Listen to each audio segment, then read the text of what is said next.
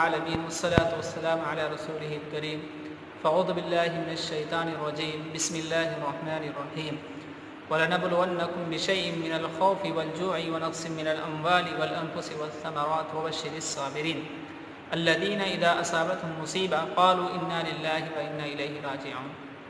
صدق اللہ العظیم. محترم بزرگوں اور ساتھیوں، اللہ تعالیٰ کا انتہائی فضل، اس کا کرم، اس کا احسان ہے کہ اللہ تعالیٰ نے اس پرفتن دور کے اندر اور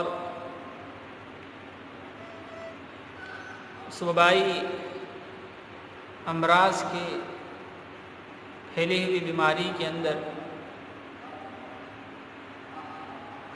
آج مسلمانوں کو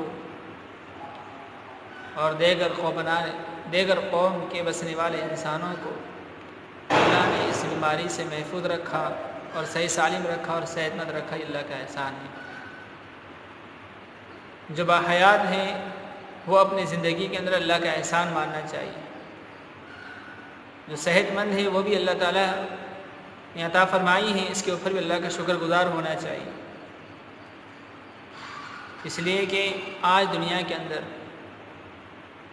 جو بیماری جس کو کرونا وائرس کے نام سے جانا جا رہا ہے، اس کو چینی بیماری کہتے ہیں، اور یہ بیماری انسان کو لگتی ہے تو اس کو ہلاک کر دیتی ہے، اور انسان کے نہ چاہتے ہوئے بھی بیماری اس کو لگ جاتی ہے.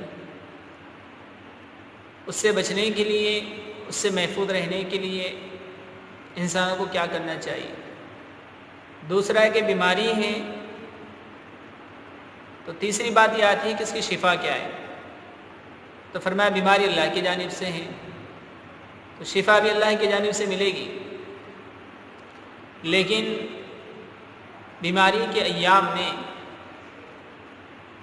نبی اکرم صلی اللہ علیہ وسلم کے ارشادات کی طرف ہم اگر نظر دوڑائیں گے تو ہمیں یہ معلوم ہوتا ہے کہ آپ علیہ الصلوۃ والسلام بیماری کے اندر احتیاط اختیار کیا کرتے ہیں، جس کو ہم اپنی زبان میں احتیاطی تدابیر کہتے ہیں. اس کو اختیار کرنا اسلام میں جائز قرار دیا گیا. بیماری تو اللہ کی جانب سے ہے، شفا بھی اللہ کی جانب سے ہے، لیکن محفوظ رہنے کا اور بچنے کا ذریعہ تو انسان کو خود بنایا ہے کہ وہ انسان اس سے محفوظ رہے. ہمیں اس سے محفوظ رہنا چاہیے. تو محفوظ رہنے کے کیا ذرائع ہو سکتے ہیں؟ لیکن دوسرا سوال یہ پیدا ہوتا ہے کہ چینی بیماری کیا انسانوں کو لگ جاتی ہے، کیا متعدی ہے؟ لیکن حدیث میں نظر دوڑانے سے پتہ چلتا ہے کہ ولا تھیارا ولا ادوا، کہ بیماری دائر نہیں ہوتی، یعنی متعدی نہیں ہوتی. لیکن دوسری روایت میں نبی اکرم صلی اللہ علیہ وسلم نے ارشاد فرمایا فر من المجذوم کما تفر من الاسد، تم جذامی سے ایسے بھاگو جیسے شیر سے بھاگتے ہو. تو بچنے کا حکم دیا گیا. اس لیے آج حکومت، اسی طرح سے انتظامیہ اور دنیا کے بسنے والے اہل علم، اہل عقلاء اس طرف اور اسی طرح سے باشرہ لوگ اس بات کی طرف توجہ مبذول کر رہے ہیں اور انسانوں کو بتا رہے ہیں اور بار بار ان کو جھنجھوڑ رہے ہیں کہ تم اس وبائی امراض کے اندر اپنے آپ کو محفوظ رکھو، پاک صاف ماحول رکھا جائے، پاک صاف خود بھی رہیں اور پاک صاف گلی بھی رہیں اور پاک صاف فرمایا کہ ہمارا شہر بھی رہے. اس لیے کہ پاکی کے ذریعے سے ناپاکی کو دور کیا جا سکتا ہے. جب انسان پاک رہے گا تو ناپاکی قریب نہیں آئے گی.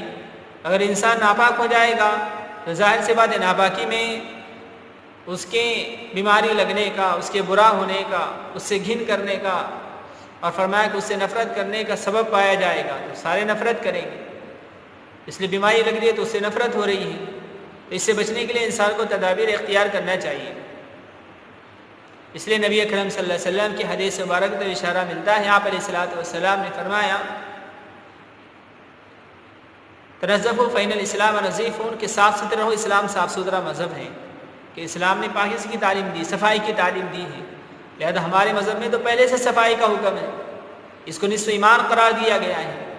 اور فرمایا کہ بیماری اللہ کی طرف سے ہے اور شفا اللہ کی طرف سے ہے. ایمان والے کا عقیدہ ہے، یقین ہے، اور اس پر انسان جمے گا. یہ عقیدہ ہونا چاہیے.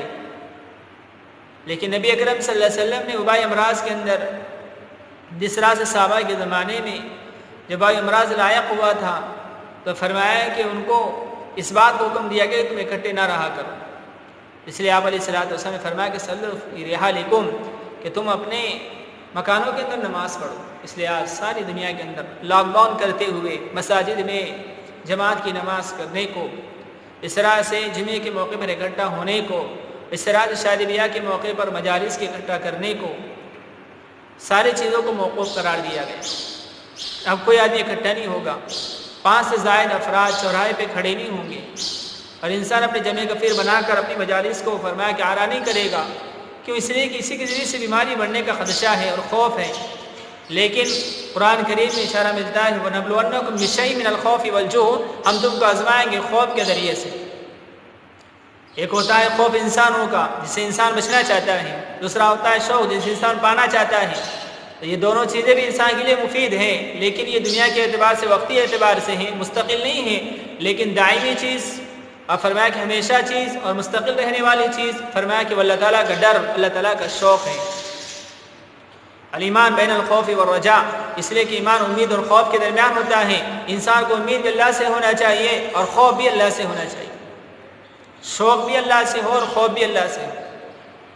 جب یہ دونوں چیزیں انسانوں کو میسر ہو جائے گی، وہ انسان دنیا میں چین سکون راحت کی زندگی گزارے گا.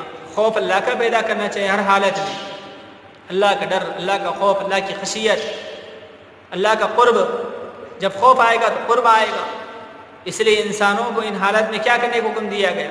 اب سوال یہ پیدا ہوتا ہے کہ قرآن کریم کے ذریعے سے انسانوں کو جو وبائی امراض کے ذریعے سے خوف اور حراست کا جو موقع انسانوں کو فراہم ہوا ہے، یہ کیا قرآن کریم سے ثابت ہے؟ فرمایا کہ خود ہیں وَنَبْلُوَنَّكُمْ بِشَيْءٍ مِّنَ الْخَوْفِ وَالْجُوعِ، ہم تم کو آزمائیں گے خوف کے ذریعے سے اور بھوک کے ذریعے سے.